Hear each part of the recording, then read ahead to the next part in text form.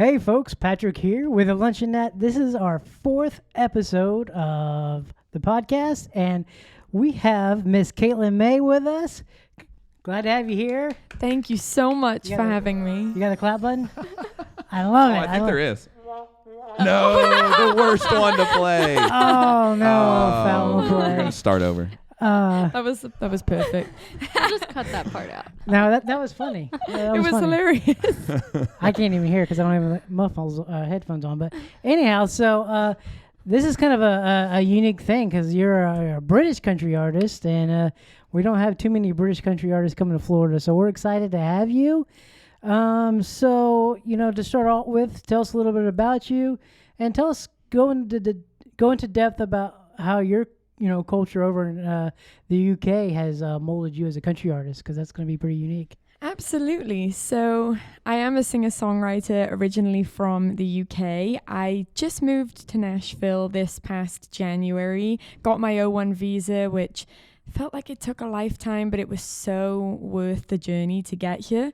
I get to make frequent trips to Florida, which is definitely my happy place, and is the first place in the US that I ever visited. So growing up, I know we talk about the culture in the UK and how that molded me as a country artist, but it was actually a lot due to the trips I used to make to the US. So when I Florida? Yeah. Nice. So when I was 2 years old, my parents bought a holiday home in Florida, and we would come once a year. It kind of became our Christmas tradition. And my mum's birthday is on Christmas Day, so it was a double celebration, and we just got to be together, and it was really the time of the year that I looked forward to the most. And I loved it. I mean, we would only be in Florida for maybe 3-4 weeks if we were lucky. And then we would fly back, and the rest of the 11 months of the year, I would be looking forward to being back in Florida again. What time of year? It would be Christmas typically. That was our tradition. Yeah. And we would do the parks, but we would also do a lot of things that just the locals would do, because where our house was, we got to be very, very friendly with the neighbors, and they became like family. And we would have like a party every year, whether it would be a Christmas party or a kind of welcome back party where we would all get to see each other, or a leavers party for when we headed back. They would all come to our house, and we would have like chocolate fondue and all these different foods, and it was just my favorite thing, probably because it's such a community that we got to build there. And then eventually, tragically, my parents sold the place, and it broke my heart. That was probably my broken heart that most people have from like a breakup. Yeah. Mine was like, my parents sold the place in Florida, and I'm so sad. Holiday home's gone. My family had a lake house too, and that was like the same thing. Not my family, my aunts and uncles, and we spent like weekends and holidays over there all the time, just like a good time. But when they sold the house, it was like, what do you do now? Lives. What are we gonna do? I know, and I just didn't. It's hard, because if you have something like that, like a place to go where there is no worry, stress, no work, no school, it becomes this happy place that is difficult to replicate anywhere else. Right. That is true. Yeah, you can have weekends off at home, but you know that on Monday you're going back to school, or then as you get older, on Monday you're going back to work. So it's just nice to have a place that is completely disconnected from that. And so I did break my heart, but also I was maybe 15, and it's definitely not my money. So unfortunately, I didn't have a say, but it definitely inspired me and changed who I am as a person, and my music too, because I think I probably would never have thought of country music as an option. Really? To begin with, if I wasn't here so much. And you'd get in the car, and what you hear on the radio is so different to what you hear on the radio in the UK, which is just the top 40, all pop music. And I was so behind. My peers would talk about pop music, and I would be like, yeah, what? Yeah. Who? What are we talking about? And then I would be talking about like Carrie Underwood, Miranda Lambert, Maren Morris, and they would be like, I've never heard of those people before. Wow. How have you never heard of those people before? So you're kind of you kind of grew up in two separate worlds as far as your own music maturing. So how would you describe your sound? That's so hard because I would describe it as very Nashville. The sound that you would imagine in your head, whatever that is, as coming out of Nashville, that's what I see my sound as. But then there are so many sounds coming out of Nashville, so that is a very wide kind of spectrum. I consider myself country, but then anytime you say I'm a country singer, people say, oh, so pop country? That is the question. And I'm definitely not traditional country in that sense. So maybe you would consider it to be pop country. But for me, there are so many subgenres, but at the heart of every single one is country music. Or they would just be in that genre. If they wanted to be pop, they would just be pop. But if you're influenced by this country sound, I really think that you find home in country music. And that's really it's good. a beautiful community to be a part of. You do a really good job with singing country.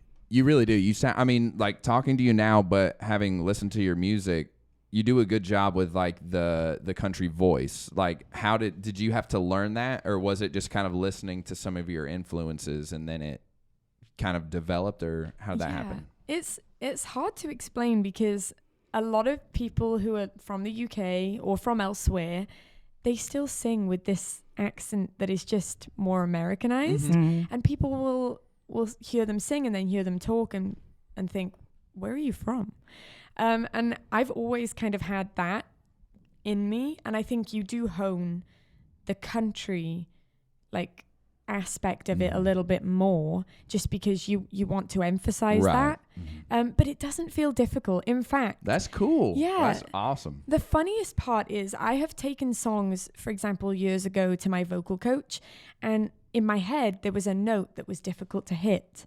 And the minute that I did it in more of a country accent, it was easy. And I wonder if that's because I was back, like you sing songs that are good for technique, but they're not country songs. Right. But your heart is in country. Yeah. So you're so far away from that genre when you're just practicing honing that technique that you don't feel connected to it anymore, and it almost becomes a strain, not so much vocally, but just physically in every aspect. And I wonder if that was always the problem, that I wasn't always being true to who I was. And the way that I sing now is just, to me, how it always should have been. And maybe I shouldn't have fought it.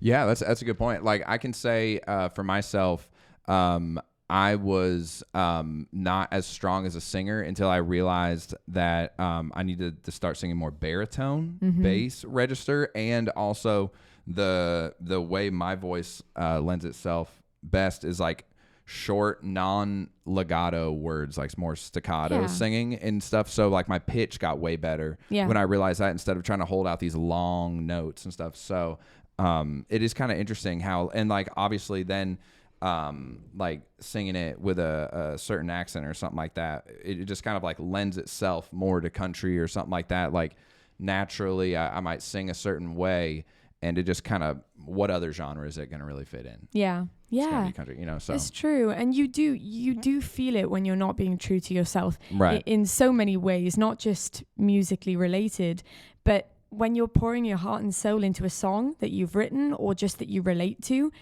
it's very obvious when you're far away from what you believe in, I think. Yeah, it's true. You know? It really is. Yeah, so I guess you, Ralph, and I aren't doing Boys to Men. I'd like to do something, but I think I'm kind of limited with my sound. Yeah. I going back to what you said about, British artists speaking differently than they sound. Like with Adele, when she talks, I have no idea what that woman is saying. I don't know either. But when she I sings, love Adele I'm like, so oh, much. okay, that's what you were saying. Like, Yeah, you should yeah. just sing everything Right. from now Then on. we can understand. Then we can yeah. understand you. Yeah. Because her accent speaking is so strong. Right. Yeah. And where exactly are you from?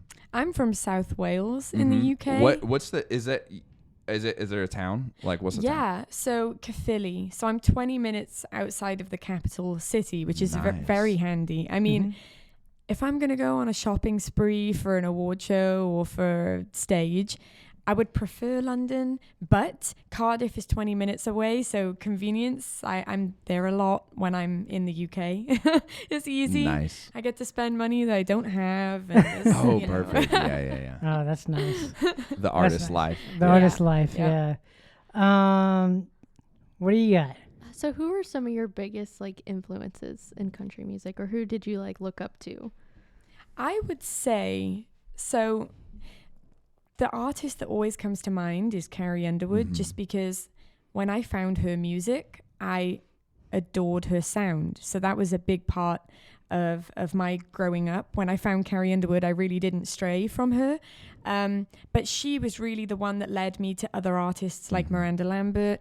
And funnily enough, not so much the artist originally, but the song, My Church by Maren Morris, It's a great song. was the first song that I ever learnt and then played out that was a country song. And you performed it vocally and stuff too? Because that's a hard song. Yeah, The range of that is really Yeah. like spread out. And I love that song. I heard it on a documentary and it was about country music in the UK. So it was just funny that was playing in the background. It wasn't even about her or about the song, but I heard it and I thought, I love that. And I tried to find it on YouTube, and I think it starts with, I cussed on a Sunday. Well, I thought it said I cursed on a Sunday, and that was enough for Google to not understand what I was looking for. So it took me a long time to find that song. And eventually I was like, I wonder if it wasn't that word. And it wasn't, but it was a slight difference. It was enough to confuse Google. That is funny. It's funny, like different accents and stuff like that. You don't know what someone's saying. Yeah. There's a person in my family, and they have this name that I'm about to mention, and then someone else said, I'm talking about Masha. Masha. Masha. And I was like, is there someone in my family I don't know? They said Marsha was the person's name. And I was like, I legitimately was confused. I was like, who do I know that's named Masha? Anyway, but yeah, it is funny. Like hearing something and then trying to decipher it in your head from a different language. Like you said with Adele, I'll go and I absolutely love Adele. I have one of her albums and I'll be listening to it and I'll like read it, like I listen to it on vinyl. Yeah. And I'll read the book and I'm like, I did not know that's what she said there. Yeah, that's new to me. But it's the same with a lot of, yes, in conversation that happens a lot, but the same with music. A lot of my favorite songs, I think, this is in my head so much, but I get to this one specific point that I can't replicate. I can't sing it to myself because I don't know what they're saying. So I have to look it up, and it's crazy. That do you ever hear a word or phrase that like is something we use over here and you have no idea what it means? There are multiple things that I've had to have explained to me. That is hilarious. It's mostly because I was in Florida a lot growing up. Oh, okay. But when I hear a lot of extremely country sayings like that I've never heard of before, that's where I'm lost. And I usually just nod. So some of them I still don't know. I'm like, yeah. Can you give an example? I'm trying to think. Like off the top of my head, it's really hard to remember things. I got a question that'll probably help you with that. Have you started using the word y'all? Y'all? Conjunction y'all. Yeah, nice. I do use Welcome. that. I do use that. And welcome to the country chatter. Yeah. And I love that word. And I kind of used to feel like a phony because sometimes I would say it just in a status on Facebook to my dreamers. But you don't have to say it. So in their head, they're hearing it in a country accent. Oh. When you actually had to say it out loud, it felt like, oh my gosh, I'm a phony. I can't say it. But the more I've heard people say it, the more I can now say it on stage without thinking about it. Like I can just say it. But there are even foods that people have talked about and offered me food that I'm like, but what? Like, what am I eating? There's one thing, and it's like I think it's like a breakfast food. Here or I mean, I guess it's here too, but I mean in Nashville. Yeah. But I'm pretty sure it's probably everywhere, I guess. Grits. Grits. And I'm like, Yeah. I knew where you're going with Grits that. is the best. Yeah. I'm like, what am Shrimp and grits. What is Is it? the best food ever. I like that. Might be my favorite food. You know, you asked a couple episodes ago what would be like my comfort food. Probably shrimp and grits, honestly. Shrimp and I've grits never are had good. Love that. shrimp and grits. Shrimp and grits God. together. I'm pretty sure Caribbean Jacks has shrimp and grits. That's what I'll be Pretty getting then. But okay, let's reverse it. Do you ever say something that is like really strongly like a UK thing, and you bring it over here, and people are like, "What?" Saying I'll ask for things like one time I was trying to get to the bottom of whether or not the lemonade that I ordered was going to be carbonated, because I didn't want it to be. I wanted it to be still. So I was like, is the lemonade flat? Is it still? And she was looking at me like, what is this question? And I was like, is it fizzy? And she was like, fizzy. Oh, fizzy. I'd get fizzy. They should understand fizzy. And so it took for a long time. But Kim, my manager, knew what I was asking, and I guess just asked it in a way she would understand. I'm assuming he said something different, or maybe it was just the accent that she couldn't Good get. manager. And Good manager. we don't have like sparkling and regular. I mean, we do, but it's not like a common thing. Like if you ask for water, people are just going to give you a glass. But I do know in Europe, being a few places in Europe, like if you ask for water, it's sparkling water. It's not, I've heard of that, tap yeah. water. Yeah. Europe was the first time I had sparkling water, and I didn't realize it was sparkling, and I spit it out immediately Oh. because I was like, What "This is isn't it? what I got." That's And a I'm different like, "What is experience if you're not prepared for Yeah. it. And that's what happened to me in Germany as well. Oh Like my I was like, gosh. oh, cute. They just the water in a nice little bottle. This is nice. And I took a swig. I'm like, this is not water. I don't know what y'all are serving me, but this is not water. Wow. It is bad. I mean, I used to not like water. I hated it. Like I couldn't stand it. Very much like my mum. My dad drinks it. My mum won't. And I think I just was like, she hates it, so I hate it. And I thought, well, I like fizzy drinks. That's my go-to. So I asked for fizzy water, and that was the biggest mistake of my life. It's uncomfortable. Right. It's not good. And I was like, nope, I just hate it. Mm-hmm. But eventually I started drinking water because obviously being a vocalist, but not just that, I was having a lot of sore throats. And so I was on a waiting list to be seen by a specialist, and they put a camera down to inspect everything, and they said that I had misaligned vocal cords. Whoa. So I was told that I would never do this professionally as a job, that it could just be a hobby when I didn't have a sore throat. It could just be a hobby. And I was like, oh, no, that's not going to work for me. And obviously you're not going to support me doing this as a profession. So I'm just going to go figure out what resources I need to access to make this work. And so I was actually referred to a speech therapist, not for speech, but for that. And the first thing she said to me was, do you drink water? Because I had a Lucozade with me. And I was like, oh, no. And she was like, well, that's problem number one.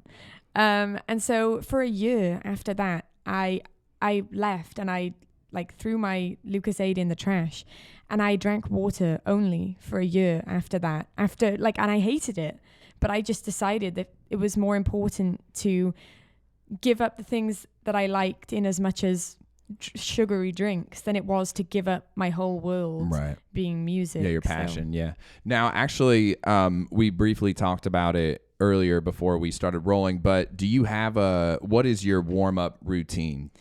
And could you do it for us right now? Can I do it for you right now?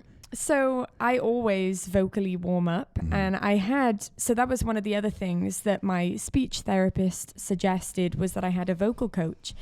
And I was like, oh, I have a singing teacher. And she said, no, a vocal coach. There is an evident difference. Wow. And turns out there really is, because I got a vocal coach after that.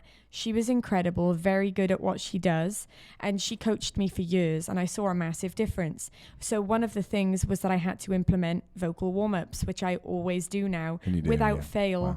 You know, any show, any recording session, any live stream I do, I warm up. If I know that I'm going to talk a lot during a day, I will warm up before that too, just because talking is a lot more damaging than singing. It is. Yeah. Yeah, I know that. So I do that. now I'm in the US. I just found an incredible vocal coach, Brett Manning, with Singing Success, and he's incredible too. And I'm glad to have somebody who's in town, because obviously there's 4,000 miles between me and my old vocal coach, and that's difficult. Heck of a commute.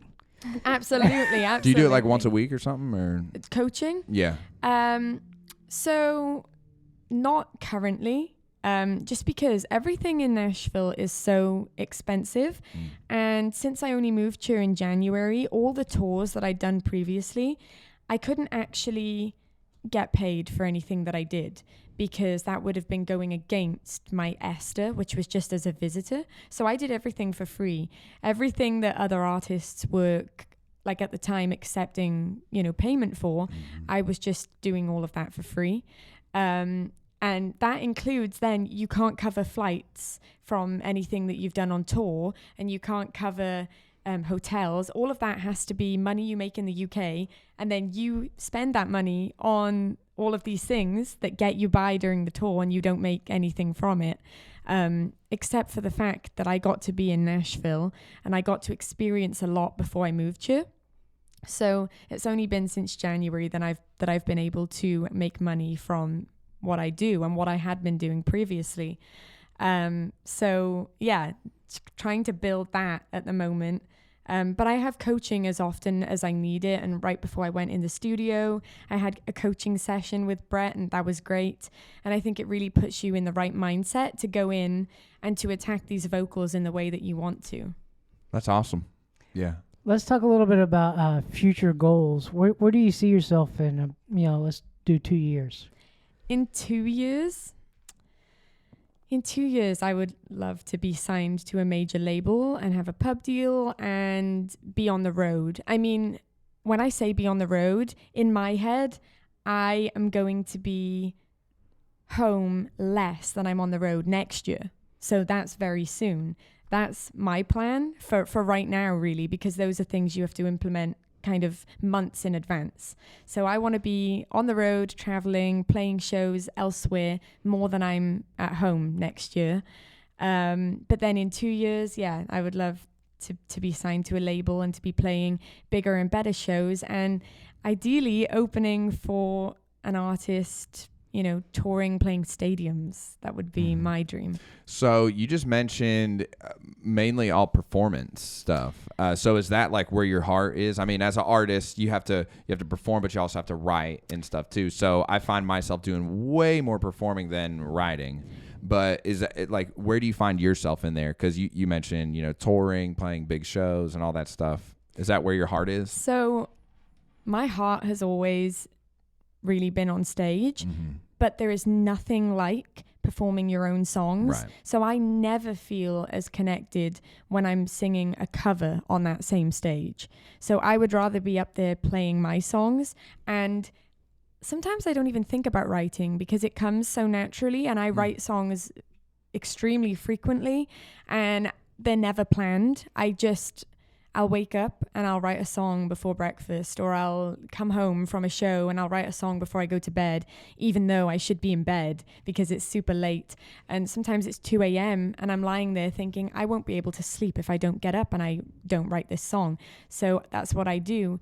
But for me, I always default to being on stage because, and I don't get a chance to say this in this way very often, but I had like a very difficult time in high school, and also a very difficult time with my oldest sister growing up.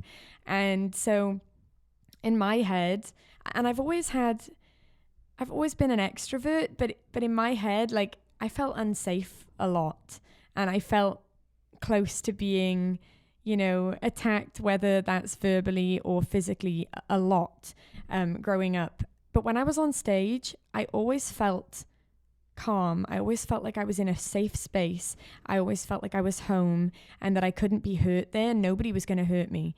And that's funny because a lot of people feel the opposite. When they're on stage, they feel vulnerable. Yeah. Yeah. And they feel like at any moment they could be torn down by the people in the room with them. But I really don't feel like that. I've never been made to feel like I'm anywhere but home when I'm on stage in front of, I mean, the more people, the better. Yeah. And you get to share those songs, your experiences, and hopefully relate to them in so many ways. And the more people you can reach, the better.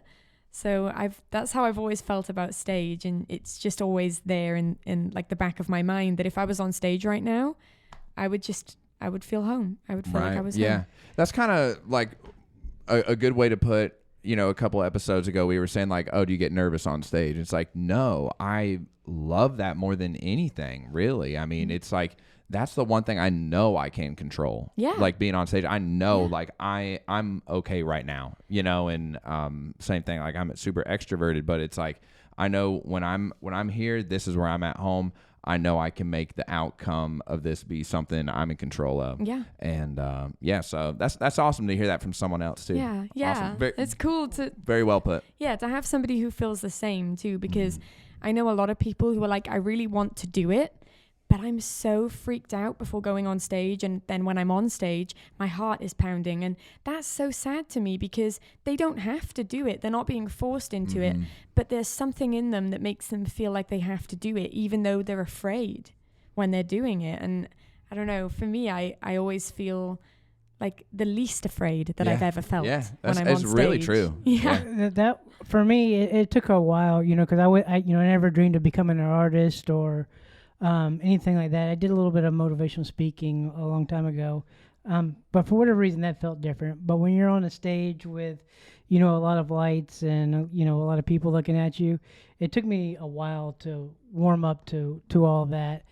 And Lauren here, I got to pick on her for a little bit because I knew this was coming. She's pretty popular on our podcast. A lot of listeners like her. And so I've been trying to get her to step out on the stage a little bit more. And she, you know, she has stage fright, but we're going to get her there. And she's going to be Miss Superstar here. She is, yeah. Next few months. You know, one time, it just reminds me of a story. It's kind of embarrassing.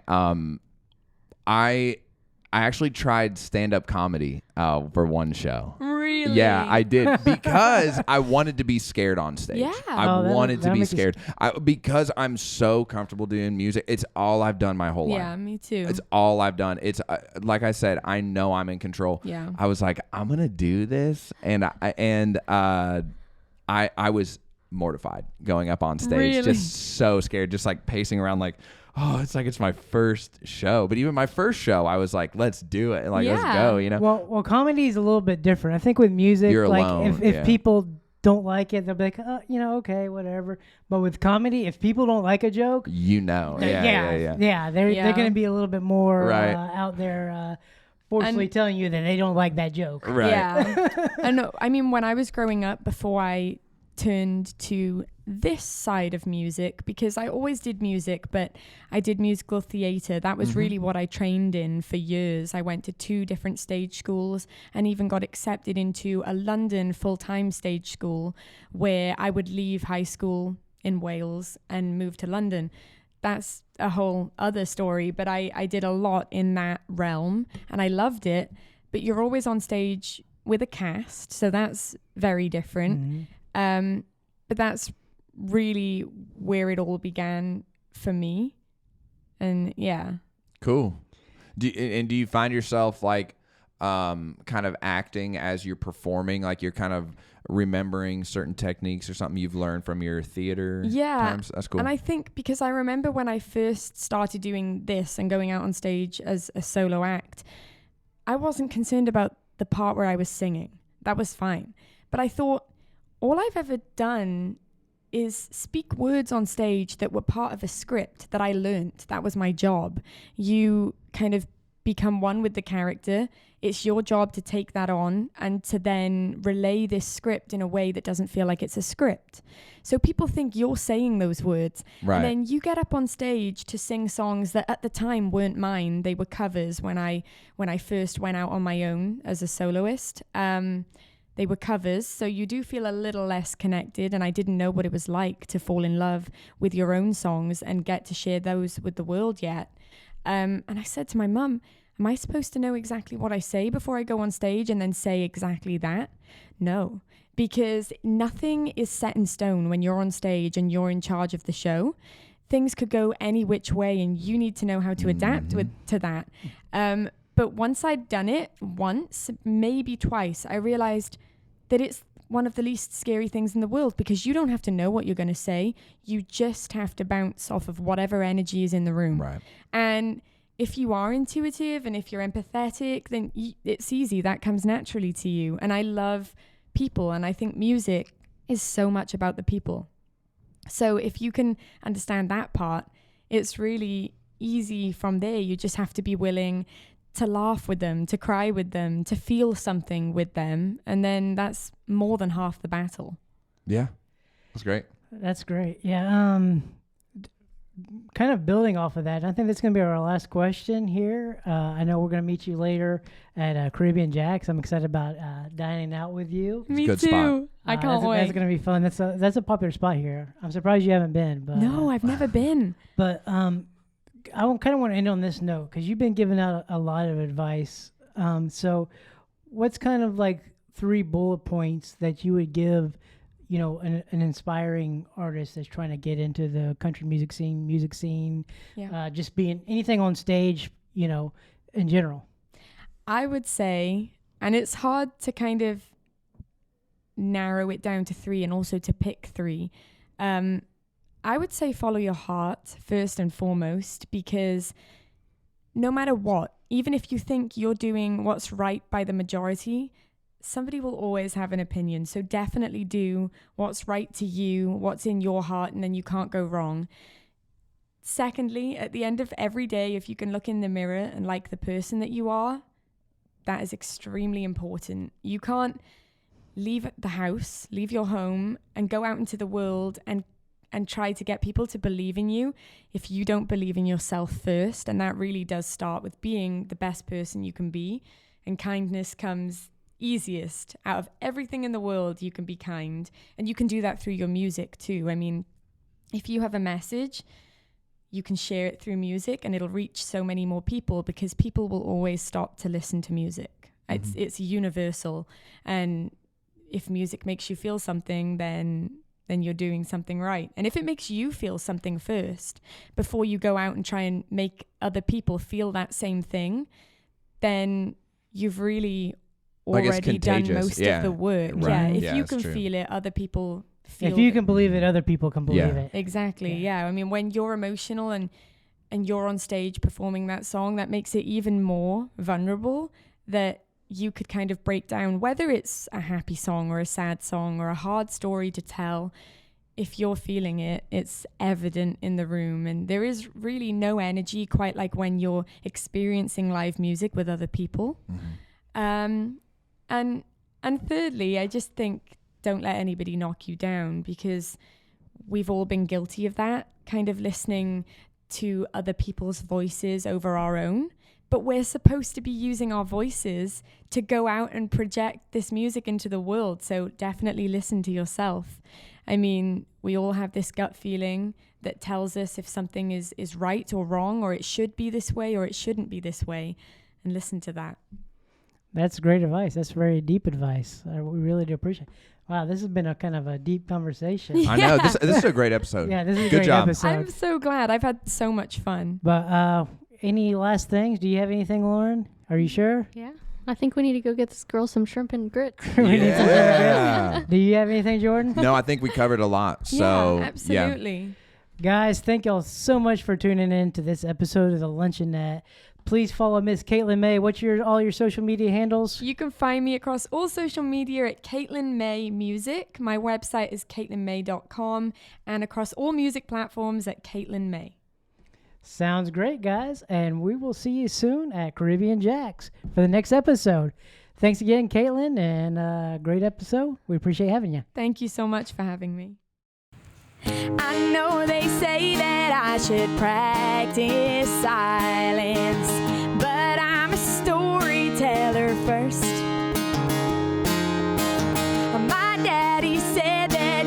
to treat me like a princess. He didn't, and this is how it went.